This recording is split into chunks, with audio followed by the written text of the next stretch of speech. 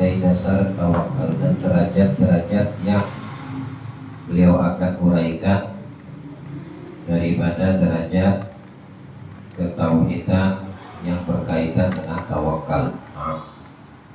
Karena memiliki ikatan yang erat daripada semua sifat-sifat yang ada pada setiap manusia daripada orang yang beriman dengan ketauhidan yang langsung memiliki hubungan dengan Allah Subhanahu wa Ta'ala. Itu berlaku dalam 1 kali 24 jam, mulai dari sejak manusia mengenal Allah, beriman kepadanya, sampai dia menghadap kepada Allah Subhanahu wa Ta'ala di hari kebangkitan, ya, dan memiliki keterikatan yang menentukan, ya, kebahagiaan kita, keselamatan kita dengan kalimat la ilaha illallah, atau dasar daripada iman seseorang kepada Allah. Beliau menjelaskan bahwasannya arti tauhid adalah merupakan dasar tawakal, terjemahan dari perkataan yang kita ucapkan, la ilaha illallah wahdahu la syarikalah lahul mulku wa lahul hamdu yuhyi wa yumiit wa huwa ala kulli syai'in qadir. La ilaha illallah, tiada Tuhan yang patut untuk kita sembah kecuali hanya Dia, yaitu Allah. Dan bagi Allah satu-satunya Tuhan yang kita yakini, tidak ada sekutu baginya. Baginya Allah memiliki segala kekuasaan, ya, lahul mulku, Dia yang memiliki segala kekuasaan yang ada di langit, yang ada di bumi, yang ada di tengah-tengah antara langit dan bumi, sebagaimana yang Dia katakan dalam Al-Quran, Rabbus samawati wal ardi wa ma natanazzalu illa bi amri rabbik lahu ma baina aydina wa ma khalfana wa ma baina dhalik wa ma kana rabbuka nasiya. Aku tidak diperintahkan untuk turun kecuali dengan perintah dari Tuhanmu, wahai Muhammad. Jibril ketika tidak berjumpa lama waktu, ya, waktu yang cukup lama dengan Nabi kita Muhammad, timbullah kerinduan dari Nabi, kemana Jibril, apakah ditinggalkan aku? Seperti itu Nabi berkata pada dirinya, ya. Hingga waktu yang ditentukan Allah, ya, perjumpaan tersebut memberikan penjelasan kepada Nabi bahwasannya kami para malaikat ini tidak melakukan sesuatu kecuali atas perintah dari Allah. Lalu Allah katakan, lalu Jibril menjelaskan, lahu, bagi Allah, ma baina aidina, apa yang ada di sekitaran kita. Ini Allah yang menguasai. Allah memiliki apa yang ada di sekitaran kita manusia. Wa ma khalfana, yang ada di belakang kita. Wa ma baina dzalika, dan ada yang di antara, ya, mau depan, belakang, kanan, kiri, atas, bawah, itu semua diliputi Allah Subhanahu wa Ta'ala yang tidak ada sekutu baginya. Dia yang maha memiliki kekuasaan, dan Allah tidak akan pernah lupa terhadap apa yang dilakukan oleh umat manusia. Maka dari itu dasar daripada keimanan seseorang atau keyakinan di dalam ketauhidan mereka, cukup bagi kita memahami derajat-derajat yang di sini akan dijelaskan oleh Imam Al-Ghazali daripada kalimat tauhid itu sendiri, la ilaha illallah. Dia yang menjadi penentu kebahagiaan, keselamatan bagi setiap orang yang beriman. Nabi SAW mengatakan, man mata ala la ilaha illallah dakhalal jannah. Ya, siapa orang yang mati membawa la ilaha illallah masuk ke dalam surga. Dalam riwayat yang lain, man qala la ilaha illallah fi akhir umrih dakhalal jannah. Ya. Siapa yang mengucapkan la ilaha illallah di akhir kehidupannya, maka dia masuk ke dalam surga. Nah, Imam Ghazali menjelaskan ada 4 tingkatan la ilaha illallah. Yang pertama, ia terbagi menjadi biji dari biji, kulit dari biji, dan kulit dari kulit seperti buah jauz. Jauz di sini mungkin yang dimaksudkan adalah buah zaitun. Ya. Ada sebagian ulama memaknai daripada kalimat ini adalah buah-buahan yang layak dan patut untuk dikonsumsi, yang banyak, yang memberikan kesehatan, yang banyak di dalamnya proteinnya, karbohidratnya, pokoknya yang membuat manusia yang memakannya menjadi sehat, fit, ya. Kemudian menjadi penangkal daripada racun di tubuh. Nah, itu maksud daripada ini majaz, ya, majaz. Tapi yang dimaksudkan sesungguhnya yang pertama, iman dengan perkataan. Jadi keyakinan kita orang yang beriman sebatas perkataan semata-mata, ya adalah kulit dari kulit, itu perumpamaannya. Hanya perkataannya saja mengatakan, mengucapkan la ilaha illallah. Nah, itulah yang dimaksudkan Imam Ghazali imannya orang-orang munafik. Dzalika bi annahum amanu tsumma kafaru fatubi'a ala qulubihim fahum la yafqahun. Pada mulanya mereka beriman, kemudian mereka kufur. Dan mereka hidup di sekitaran kaum muslimin, di hadapan Nabi. Orang-orang munafik. Jadi ucapannya beriman, ya. Tapi di belakang imannya mereka kufur. Sehingga Allah stempel mereka ini dengan sebutan munafik. Dan Allah abadikan di dalam Al-Quran itu sendiri, ya, satu surat yang dikasih nama surat Al-Munafikun. Tamam. Dzalika bi annahum amanu. Awalnya mereka itu beriman. Tsumma kafaru. Kemudian mereka ingkar dengan keimanannya. Hanya sebatas ucapan dan lisan. Tapi di dalam hati sanubari bertolak belakang. Ya. Itulah imannya orang munafik. Kulit dari kulit. Hanya berkata la ilaha illallah dengan lisan. Semoga Allah melindungi kita dari iman yang seperti ini, ya. Nah, selalu minta kepada Allah betul-betul beriman, ya betul-betul beriman. Tidak kita dengan iman menggadaikan keimanan kita, apalagi menjual iman kita. Nah, itu adalah sifat daripada keimanan orang-orang munafik. Karena orang munafik ini lebih parah daripada orang kafir. Ya, kalau orang kafir terang-terangan dia ingkar, tapi orang munafik siapa yang bisa tahu? Tamam. Dan ciri-ciri orang munafik bisa jadi ada pada diri kita yang harus kita ketahui. Supaya apa? Supaya kita bisa menghindar dari ciri-ciri itu. Kalau berbicara suka dusta, itu ciri munafik. Kalau berjanji tidak ditepati, itu ciri munafik. Dikasih amanat, mereka berkhianat, itu ciri munafik.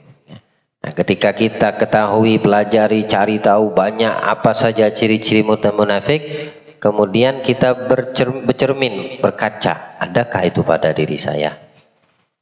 Jangan-jangan banyak ada pada diri saya. Jika iya betul ada, maka saya harus maksimalkan untuk saya hilangkan.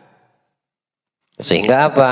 Yang tampil adalah benar-benar ketauhidan dari derajat-derajat yang setelah yang pertama ini, ya. Jangan dibiarkan itu senantiasa bersemayam pada diri kita, apalagi sampai kita bawa meninggal dunia, ya. Karena zahirnya, iya, zahirnya mengucapkan tauhid, la ilaha illallah. Hatta matinya kita tidak tahu, tapi secara zahir ya dimandikan, dikafani, disolati, dikuburkan di pemakaman Islam. Kenapa? Waktu hidup taunya Islam, taunya beriman. Dan berapa banyak orang-orang yang hidupnya dia beriman, tapi di akhir hayatnya dia memperankan kemunafikan. Ingat, orang yang munafik itu ya, kalau memang munafik tulen, tahu tulen nggak? Munafik hakiki itu tidak bakal sekalipun dia memohon ampun sama Allah, tidak bakal Allah ampunkan. Nabi yang minta ampun aja nggak diampunkan sama Allah. Bayangin, Nabi yang minta. Dalika bilang Allah dalam Al-Quran, apa namanya, la ilaha illallah. Wa idza qila lahum ta'alu yastaghfiru Rasulullah lawaw ru'usahum. Ketika dikatakan kepada mereka, ayo datanglah ke Rasulullah supaya Rasul mintakan ampun untuk kalian, apa mereka punya sikap bagaimana? Lawaw ru'usahum, mereka berpaling. Lawaw ru'usahum wa ra'aitahum yasuddunahum mustakbirun. Mereka melihat seolah diri mereka yang paling benar. Mereka yang udah paling, itu munafik yang tulen, ya, orang yang benar-benar munafik. Dimintai sama Nabi, diarahkan sama Nabi, maksudnya bertobatlah, jangan dipertahankan itu kemunafikan.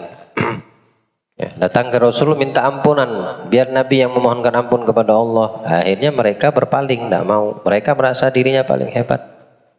Berpaling itu dalam keadaan mereka sombong, merendahkan, ya, menghinakan, tidak menghargai Nabi Muhammad SAW. Lalu apa nasib mereka? Kalau sudah mereka yang seperti itu, ini orang munafik yang tulen. Sawa'un alaihim astaghfarta lahum am lam tastaghfir la yaghfirullah lahum. Ya Muhammad, sekalipun kau minta ampun untuk mereka, ya, kamu memintakan ampun kepada orang munafik, kata Allah, atau kamu tidak mintakan ampun, sekalipun kamu mintakan ampun, bilang Allah, aku tidak akan ampunin mereka. Alhamdulillah. Innallaha la yahdil qaumal fasiqin. Allah tidak memberikan petunjuk kepada orang-orang yang fasik. Karena iman kita ini, ya, makna tauhid atau dasar tauhid atau hakikat tauhid la ilaha illallah itu akan terkikis dengan maksiat yang menutupi, ya, dari apa yang kita lakukan sehari-hari. Kadang kita tidak menyadari hal tersebut. Setiap dosa dan maksiat yang kita lakukan itu sedikit demi sedikit mengkikis iman kita. Ketauhidan kita terkikis. Kalau sudah habis, hanya sebatas kulit saja. Imannya jadi kulit, terucap di lisan. Dan itulah ciri-ciri imannya orang munafik seperti yang dikategorikan oleh Al-Imam Al-Ghazali dalam kitabnya ini. Semoga Allah melindungi kita. Nah. Kedua, mempercayai makna kalimat yaitu iman kaum muslimin pada umumnya. Mempercayai kalimat, ya, bukan saja mempercayai, tapi meyakini la ilaha illallah, ya, tiada Tuhan selain Allah, ya, dan ditambahkan tiada Tuhan yang harus dan patut layak disembah kecuali Allah. Jangan habis di tiada Tuhan selain Allah. Resapkan itu dalam benak kita, dalam sanubari kita. Di dalam kehidupan dunia ini tidak ada yang boleh disembah. Apapun itu kecuali Allah. Dan makna penyembahan tidak saja dalam bentuk sujud. Ada orang yang menyembah selain kepada Allah, ya contohnya berhala secara jelas-jelasan. Ada orang yang menyembah kedudukan dan jabatan, ada orang yang menjadikan kekayaan uang sesembahan dia, ada orang yang menjadikan perempuan sesembahan dia. Ada mana daripada sesembahan. Apapun yang mengabaikan kita daripada Allah, berarti itu secara tidak langsung kita menjadikan dia sembahan. Ya, jadikan dia sembahan. Lihat bagaimana Nabi kita Muhammad SAW. Beliau di tengah-tengah keluarga dengan istri-istri beliau ketika kumpul bercanda gurau, ngobrol santai, bercanda, ya, kabar khatir. Tapi ketika kumandang adzan didengarkan, kata Siti Aisyah, seolah-olah beliau tidak kenal siapa kami, langsung berdiri. Kita bagaimana?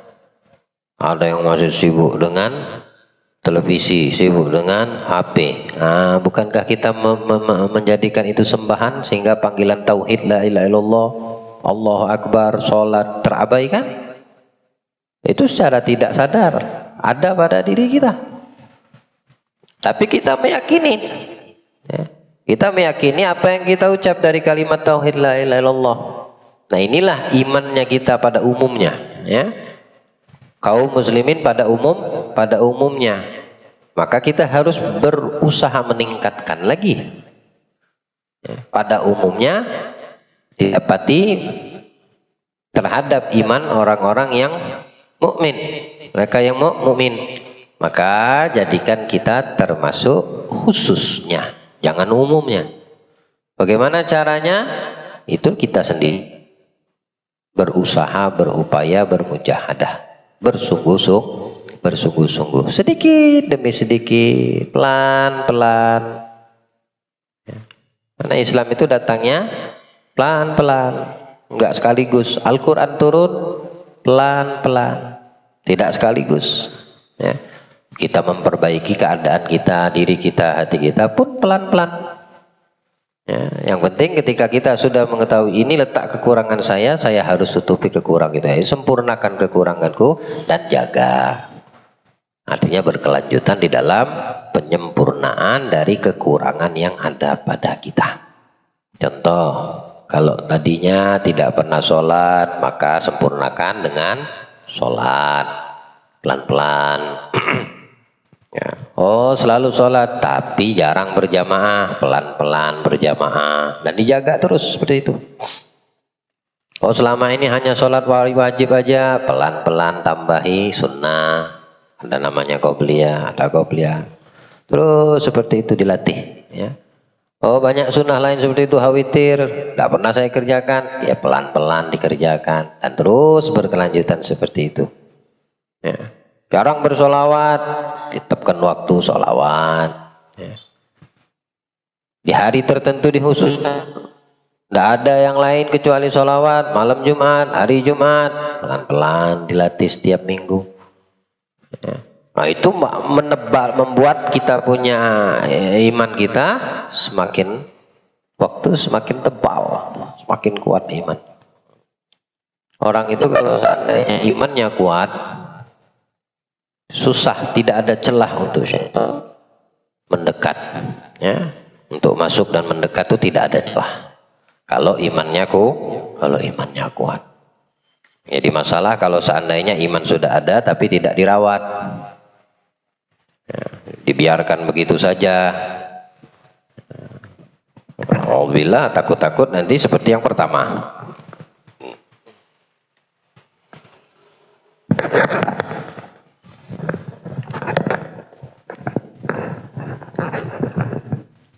Seperti iman yang pertama, imannya orang-orang munafik. Itu yang kita khawatirkan.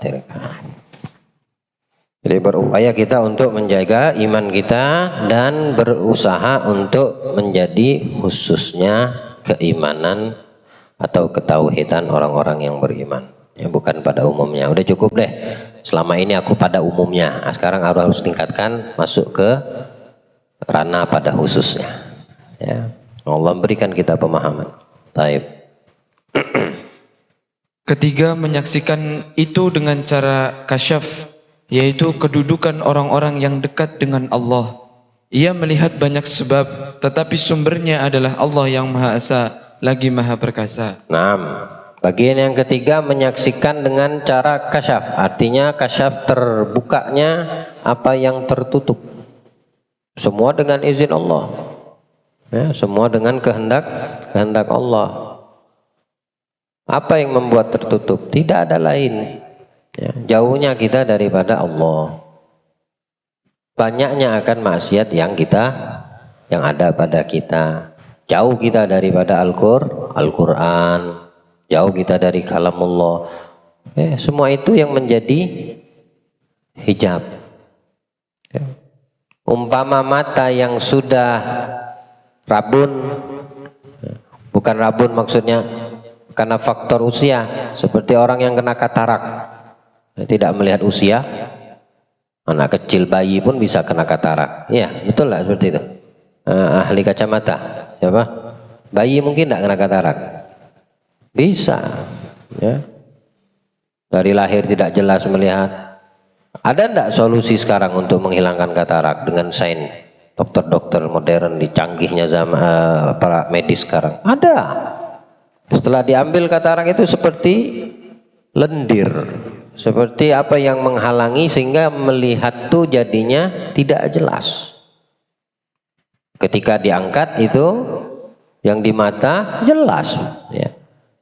Nah, iman manusia kita ini orang yang beriman seperti itu juga. Yang membuat tertutup apa yang mestinya dengan izin Allah bisa kita lihat secara zahir mata. Itulah dinamanya kasyaf, tapi tertutup dengan sesuatu. Sesuatu ini yang harus diangkat. Sesuatunya yang harus diangkat. Sehingga apa? Iman yang kita yakini dan kita percayai serta lisan yang mengucapkannya, mata secara zahir dan batin melihat kebesaran dan keagungan Allah. Semua yang dia dapati, yang dia lihat tidak jauh daripada apa yang datangnya dari sisi Allah. Ya. Banyak sebab dia lihat. Ketika dia melihat sesuatu ya rujuknya kembalinya kepada Allah. Itu bukan sesuatu yang direkayasa, yang dibuat-buat, tidak. Perkara iman ini itu tidak bisa dibatasi dengan sesuatu. Iman itu tidak bisa dibatasi dan tidak ada pembatasnya. Asal betul-betul di dalam keimanan seseorang yang beriman kepada Allah. Dia punya tasarrufnya itu luar biasa. Keimanan ini, iman yang ada di dalam sanubari yang Allah letakkan itu, dia punya tasarruf itu apa bahasanya nih? Apa tasarruf nih? Pergaulannya, bahasa kita pergaulannya. Ya. Dia punya apa? Ruang lingkupnya tidak bisa tidak terbatas. Walaupun dia sama kayak umumnya orang. Ya. Tapi dia punya jangkauan ruang lingkup tidak bisa dibatasi. Itulah iman. Nah, di sini dahsyatnya iman bagi yang betul-betul beriman. Ya. Bilang Allah, qad aflahal mu'minun. Nah, itu. Qad aflahal mu'minun. Alladzina hum fi salatihim khashi'un. Itu ciri-cirinya itu disebutkan di awal surat Al-Mu'minun. Beruntung orang-orang yang beriman, yang menjaga kemaluan, yang menjaga organ tubuhnya, harus dijaga semua. Ya, terhadap zakat, dia keluarkan zakatnya. Ini secara zahirnya, itu akan membuka daripada mata zahirnya. Ya, emang tidak semua orang diizinkan sama Allah, kecuali yang Allah kehendaki. Termasuk mudah-mudahan kita yang dikehendaki. Kalau saat ini tidak dikehendaki, kenapa? Ya mungkin karena mulut kita belum bisa menjaga. Coba bayang tiba-tiba mendadak kamu bisa melihat malaikat, sesuatu yang gaib. Keadaanmu gimana kira-kira? Bisa melihat sesuatu yang tidak bisa umumnya dilihat, ya, atau kamu diizinkan Allah melihat gambaran surga misalnya, atau melihat ada kadang kita masih kecil tuh, kalau saya masih kecil tuh, setiap ngelihat pelangi itu di langit itu pelangi itu bahasa orang bahari itu, kalau ada pelangi berarti bidadari lagi mandi. Pernah dengar nggak seperti itu? Hah? Ya. Ya udah husnuzon aja deh. Memang mata kita melihat bidadari. Ya.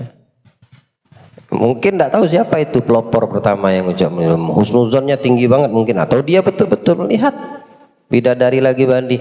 Saya dulu masih kecil ngebayangkan berarti main perosotan tuh bidadari itu nyemplung gitu. Karena lama mandi itu kayak ada perosotan di kolam renang itu. Saya mungkin bayangan saya seperti itu, gambaran saya gitu loh. Nah, misal terlihat betul yang seperti lihat malaikat, apakah mustahil? Tidak mustahil. Nabi SAW menjelaskan, bilang Nabi, kalau keadaan kalian di luar sebagaimana hati dan keadaan kalian di majlis, kamu akan melihat di setiap ganggang yang ada di Madinah yang kalian lewat itu malaikat secara nyata. Nabi yang mengatakan seperti itu, artinya tidak menutup mata ini ketika kasyafnya dibuka sama Allah, yang gaib bisa lihat, bisa terlihat. Yang tidak terlihat jadi terlihat. Lah kalau kita tiba-tiba mendadak melihat, ayo, bingung kita. Ya. Makanya semua itu ada tahapan, ada step by step. Tidak ada kaget jadinya. Ya, jadi tidak kaget menerima hal-hal yang belum pernah kita dapati. Tapi bagi orang yang dimudahkan sama Allah, dikuatkan sama Allah. Ya, dengan sebab apa? Dia juga memperkuat ketauhidan dan keimanannya. La ilaha illallah, dia perkuat di dalam memahami dan merealisasikannya pada dirinya setiap waktunya. Nah, itu akan terbiasa, ya. Dia tidak kaget, dia tidak apalagi siup. Keempat, hanya melihat satu, yaitu penyaksian orang-orang siddiq, dan para sufi menamakannya lenyap dalam tauhid. Maka ia tidak melihat dirinya karena batinnya hanyut dalam al-wahidul haq atau Tuhan yang Maha Esa dan Maha Benar. Itulah yang dimaksud oleh perkataan Abi Yazid, aku dibuat lupa terhadap diriku. Nah, yang keempat ini kedudukan orang-orang yang siddiq. Orang-orang yang siddiq tidak sama dengan orang-orang, kalau mereka yang betul-betul siddiq, ya tidak bisa kita pungkiri atau kecuali mereka hanya para nabi dan rasul. Ya, kesungguhan, kedudukan dan maqam siddiqiyah, ya, itu dimiliki oleh para nabi dan rasul.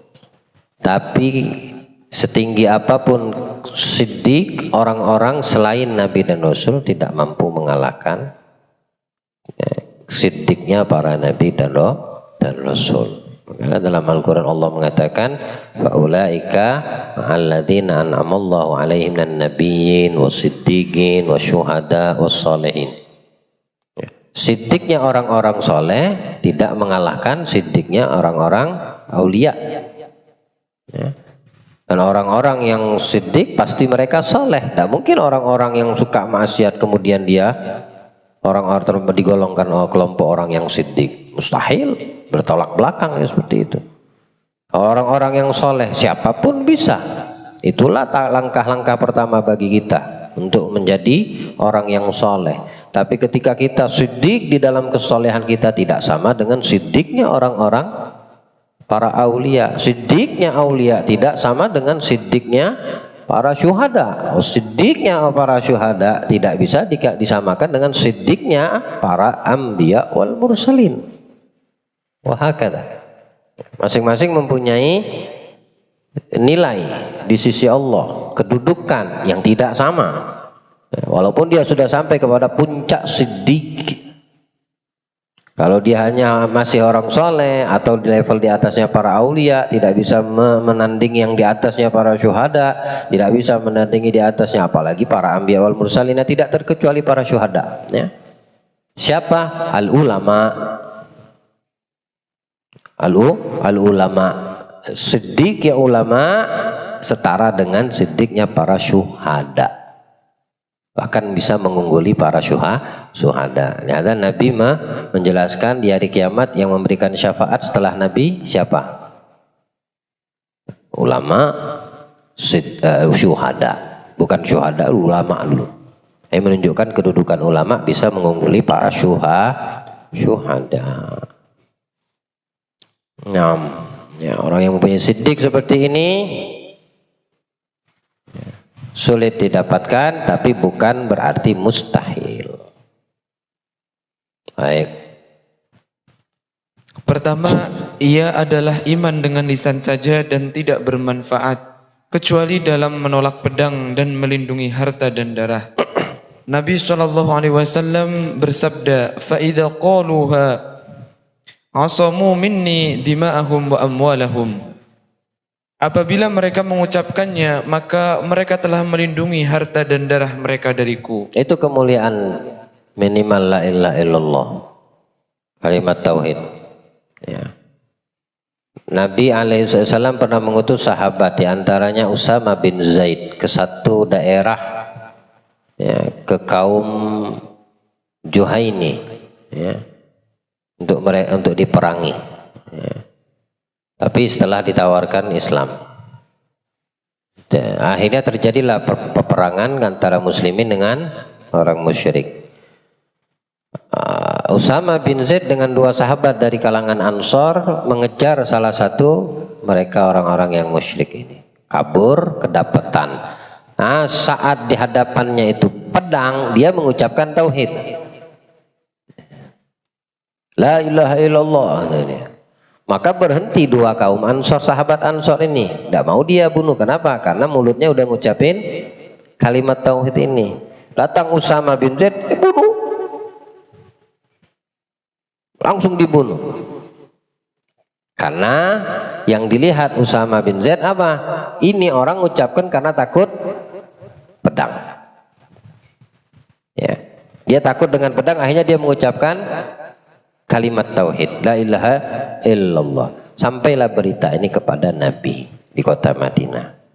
Kata Nabi tanya, kau membunuh orang yang sudah mengucapkan kalimat tauhid? Maka jawab saya, Rasulullah, dia itu mengucapkan karena takut pedang, takut mati. Ya, sehingga dia jadikan itu pengamannya, tamengnya, supaya tidak terbunuh. Nabi dengan raut wajah yang tidak suka. Diulang lagi sama Nabi. Kata Nabi, tapi kau bunuh, kau hilangkan nyawa, padahal dia udah mengucapkan kalimat tauhid. Kata Usama, ya Allah, andaikan aku saat Nabi berulang kali bertanya, hari itu juga aku baru dilahirkan. Sangkin beban buat beliau Usama bin Zaid ini. Andaikan hari ini aku baru dilahirkan, aku tidak mengalami kondisi yang saat ini aku dapatkan. Nabi cuma bertanya, tapi raut Nabi tidak mencerminkan suka. Ini orang udah mengucapkan tauhid. Ya. Walaupun dia takut sama pedang, maka Nabi mengatakan, apa kau sudah belah hatinya? Kau sudah belah dadanya? Kau sudah lihat terhadap zahir ucapan la ilaha illallah yang diucapkan itu, kau sudah belah, kau sudah lihat apa dia betul takut pedang atau memang betul-betul dia mengucapkan dari hati? Ayo, pukulan yang telak seperti itu. Makanya di sini dikatakan Nabi, fa idza qaluha, apabila seorang mengucapkannya la ilaha illallah, maksudnya ya, asamu minni dima'ahum wa amwalahum, ucapannya itu telah menjadi pelindung harta dan darah. Makanya tidak boleh, haram, apalagi sesama mukmin sampai menghilangkan nyawa. Lihat kisah yang tadi kita telah dapatkan. Gambarannya sih ya iya, pasti ini orang takut dengan mati. maka dia mengucapkan itu tauhid. Lantas bagaimana keadaan orang yang sehari-hari kita ketahui dia ini Islam, dia mengucapkan ini tauhid, dia bertuhan Allah, bernabi Muhammad, sama tiba-tiba saling menghilangkan nyawa? Masalah sepele atau masalahnya besar sekalian, tapi apa harus menghilangkan nyawa padahal sama-sama Tuhannya satu, nabinya Muhammad? Tidak boleh yang seperti itu. Ya, karena kalimat tauhid itu sudah menjadi pelindung. Nabi mengatakan haram darah bagi orang yang mengucapkan kalimat la ilaha illallah. Haram harga dirinya diganggu, diusik kalau dia mengucap la ilaha illallah. Haram harta bendanya diganggu, diusik kalau dia mengucapkan la ilaha illallah. Orang yang di dalam hatinya masih ada kalimat tauhid ini, meski dia di dalam neraka tetap akan keluar. Menunjukkan keagungan ini kalimat tauhid. Ya, maka beruntung kita yang bisa menjaganya waktu masih hidup sampai kita menghadap Allah. Ya. Dia bisa mengeluarkan penduduk neraka walaupun sebesar biji sawi. Kalimat tauhid ini ada di dalam hatinya, walaupun kecil nilainya. Ya, ditutupi sama dosa dan maksiat waktu masih hidup. Akhirnya redup aja enggak, mati enggak dia, tapi kecil kayak nuktah satu titik. Tapi titik ini tauhid, kalimat tauhid. Ya, andai dia dibalik kondisinya waktu masih hidup, ibadah, taat, amal soleh, yang satu titik ini menjadi lebih terang dari matahari. Nah, maksudnya ya, iman itu bisa menjadi lebih terang dari matahari. Nah, yang tinggal satu titik karena ditutup dengan dosa, lalu dia disiksa di dalam neraka, pasti kelak akan dikeluarkan dengan sebab satu titik tauhid ini, la ilaha illallah. Ya. Tapi sebelumnya dia harus membayar apa yang telah dia lakukan waktu masih hidup daripada perkara-perkara yang dilarang tapi dilakukan. Ya.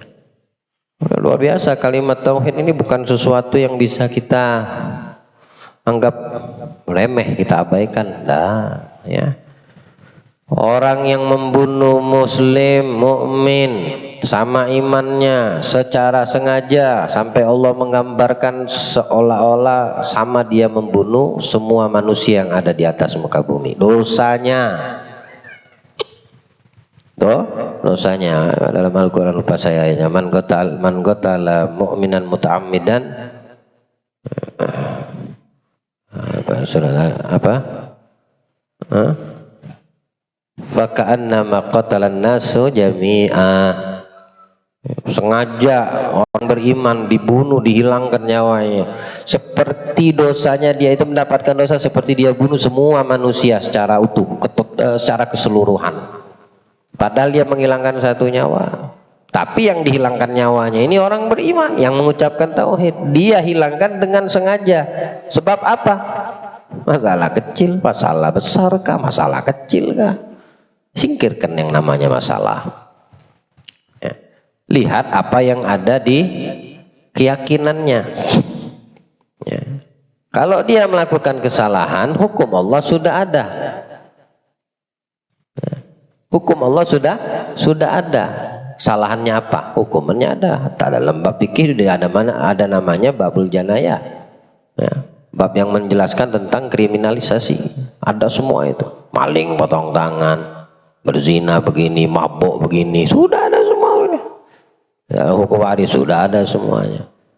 Tapi karena masalah sepele, nyawa orang yang mengucapkan kalimat ini dihilangkannya. Sama dosanya dia membunuh manusia semua.